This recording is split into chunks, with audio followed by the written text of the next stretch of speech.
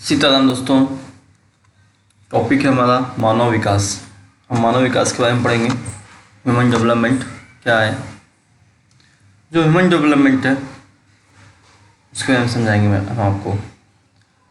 उस देश का नाम बताइए जिसका मानव विकास सूचकांक सबसे उच्चतम है, हमेशा रहा है, कई बार रैंकिंग में अच्छा स्थान रखा है इसने। नॉर्वे है वो। और संयुक्त राष्ट्र विकास कार्यक्रम द्वारा मानव रिपोर्ट कब प्रकाशित की गई? वो 1990 में की गई, मत भूलिएगा, 1990 में। और मानव विकास की जो अवधारणा किस विद्वान की देन है? बहुत अच्छे विद्वान रहे हैं, उनका बहुत नाम रहा है। डॉक्टर महबूब उल हक, महबूब जी ने सब काम किया था। महबूब उल हक ने किया है सब इतना इम्पोर्टेंट काम, मानव विकास की अवधारणा दी उन्होंने। और कौन सा एकमात्र देश है ने सकल राष्ट्रीय प्रसन्नता को देश की प्रगति की आधिकारिकता माप घोषित किया? वो भूटान है। याद रखिएगा बात को। ILO क्या है? अंतर्राष्ट्रीय श्रम संगठन। और UNDP क्या है? संयुक्त राष्ट्र विकास कार्यक्रम। और मानव विकास सूचकांक किसे कहते हैं?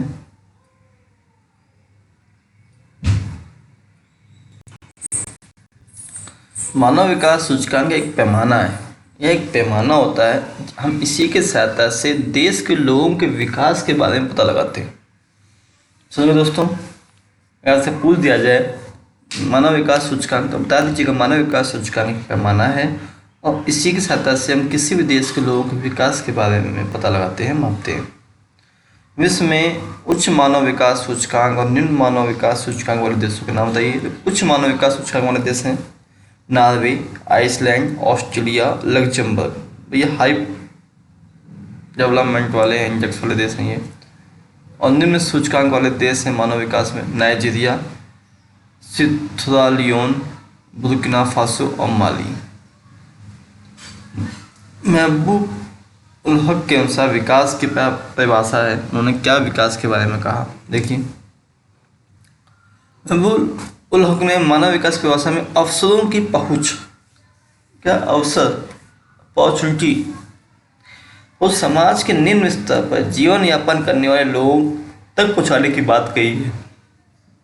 उनका निम्न स्तर तक कैसे अवसर पहुंचते हैं, तब विकास लोगों की इच्छाओं और उनके जीवन में सुधार लाता है, ये उन्होंने कहा था।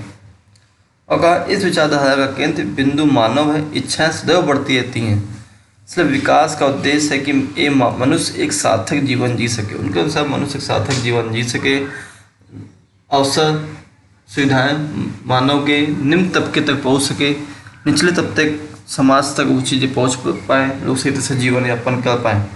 ये उनके अनुसार परिभाषा थी। मानव विकास क्यों महत्वपूर्ण है? इसलिए महत्वपूर्ण है, निम्न बिंदुओं से होता मानव विकास। राष्ट्रीय आय, प्रति व्यक्ति आय में वृद्धि की जा सकती है। देश में योग्य कुशल प्रतिभावान व्यक्ति, वैज्ञानिक आदि होते हैं तो देश के प्राकृतिक संसाधनों का पूर्ण और सकुशल शोषण हो पाता है, दोहन हो पाता है। और मानव विकास से उत्पादन की तकनीकों का विकास होता है। श्रम न केवल उत्पादक है बल्कि उपभोक्ता भी है।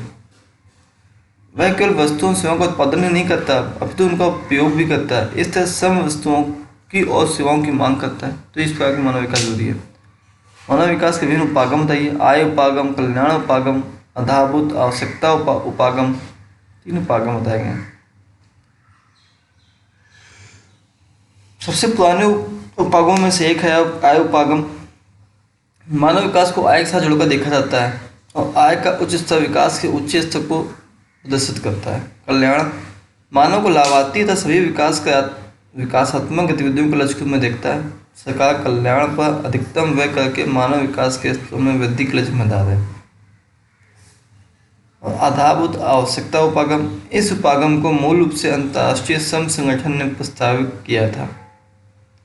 इसमें 6 आवश्यकताओं में शिक्षा, भोजन, जलापूर्ति, स्वच्छता, स्वास्थ्य और आवास की पहचान की गई थी और इनमें मानव विकल्पों के प्रश्न की अपेक्षा की गई। चौथा क्षमता उपागम, इस उपागम का प्रबंधन प्रोफेसर अहमद सेन ने किया।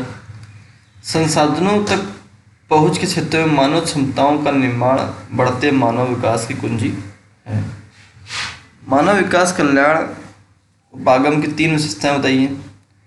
मानव को सभी विकासात्मक गतिविधियों को लाभार्थी रूप में देखना एक कल्याण उपागम है। यह उपागम शिक्षा, स्वास्थ्य, सामाजिक सुरक्षा, सुख साधनों पर उच्चतर सरकारी व्यय को दर्शाता है। लोग विकास से प्रतिभागी नहीं, किंतु वे लोग केवल निष्क्रिय प्राप्तकर्ता होते हैं। सरकार कल्याण पर तो अधिकतम व्यय करके मानव विकास के स्तरों में वृद्धि के लिए उत्तरदायी होती है। मानव विकास के आधारभूत आवश्यकता उपागम क्या है, स्पष्ट कीजिए। 6 न्यूनतम आवश्यकताओं से स्वास्थ्य, शिक्षा, भोजन, जल आपूर्ति, स्वच्छता, आवास की पहचान की गई है। मानव विकल्पों के प्रश्न की अपेक्षा की गई है और मूलभूत आवश्यकताओं की व्याख्या पर जोर दिया गया। संसार के किसी प्रदेश विशेष में मानव विकास के निम्न और उच्च स्तर क्यों दिखाई पड़ते हैं, उदाहरण देकर बताइए। जो उच्च स्तर होते हैं वहाँ पर शिक्षा एवं स्वास्थ्य पर सरकार अधिक निवेश करती है और इस सब चीज़ों को उपलब्ध कराना सरकार की प्राथमिकता होती है। राजनीतिक उपद्रव और सामाजिक अस्थिरता वहाँ नहीं पाई जाती है। उच्च स्तर वाले देशों में बहुत अधिक सामाजिक विविधता भी नहीं होती है। कैसे देश रहेंगे? Norway, Iceland, Australia, Luxembourg, Canada, इस प्रकार के यहाँ देश हैं। कि निम्न स्तर वाले देशों में क्या होता है, सरकार द्वारा सामाजिक सेवाओं में निवेश ही नहीं किया जाता है और अंधकार देशों में आर्थिक विकास की गति इतनी धीमी होती है कि पूछो मत। और वहाँ पे राजनीतिक उपद्रव, गृह युद्ध, सामाजिक स्थिरता, अकाल, बीमारियां का दौर बना ही रहता है।